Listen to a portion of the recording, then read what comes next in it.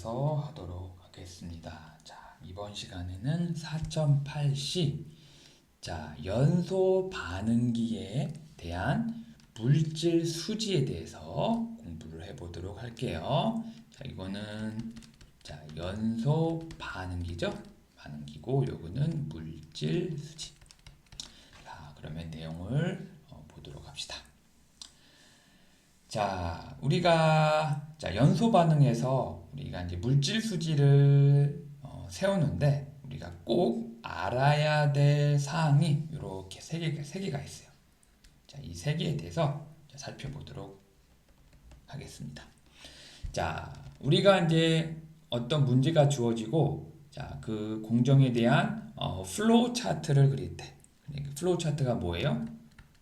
공정 흐름도죠? 흐름도를 그릴 때 우리가 아웃렛 스트림을 포함을 시켜야 돼요. 이게 뭐예요? 우리가 앞에서 배웠던 연도가스라는 말이죠. 연도가스. 그죠? 그걸로 꼭 포함을 해야 됩니다.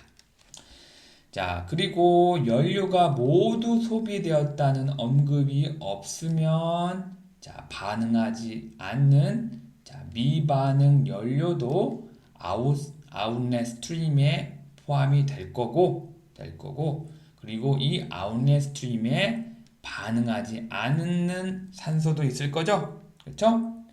반응하지 않았던 산소들. 자, 그리고 연소 생성물에는 물도 생성됐을 거고 CO2, CO도 생성이 됐을 거예요. 그렇죠? 자, 그리고 문제에서 보면 순수 산소를 사용하지 않고 공기를 사용하여 연료가 연소된 경우에는 반드시 N2를 포함시켜야 되죠. 그죠? N2. 공기에는 어떻게 N2와 O2가 어떻게 포함되어 있다고 했죠?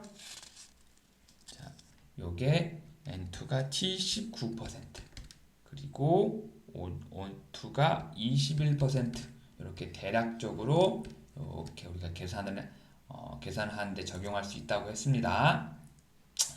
자, 그리고 두 번째로 그 문제에서 완전한 연소 반응식의 방정식을 세우고 그리고 이론적인 산소량을 구한 다음에 우리가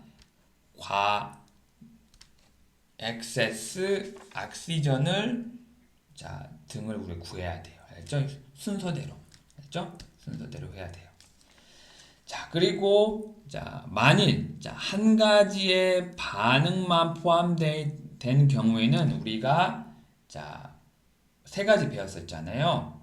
수지에 대해서. 그렇죠? 그다음에 분자종 수지, 그다음에 원자종 수지. 그리고 반응 진행도를 이용해서 우리가 문제를 풀었었죠. 그런데 한 가지 반응만 포함된 문제들은 요 세 가지 방법을 틀 수 있는데 이렇게 CO랑 CO2가 생기는 두 반응, 그러니까 불완전 연소와 완전 연소가 동시에 생기는 그 반응에 대해서는 분자종 수지로 하게 되면 굉장히 복잡하기 때문에 Atomic Species Balance, 그러니까 원자종 수지로 문제를 푸는 게 가장 편리합니다. 알겠죠? 자, 그러면 관련 문제 하나 풀고 넘어가도록 하겠습니다. 자, 그러면 이론적인 설명을 해서 잠깐 끊고 가도록 하겠습니다.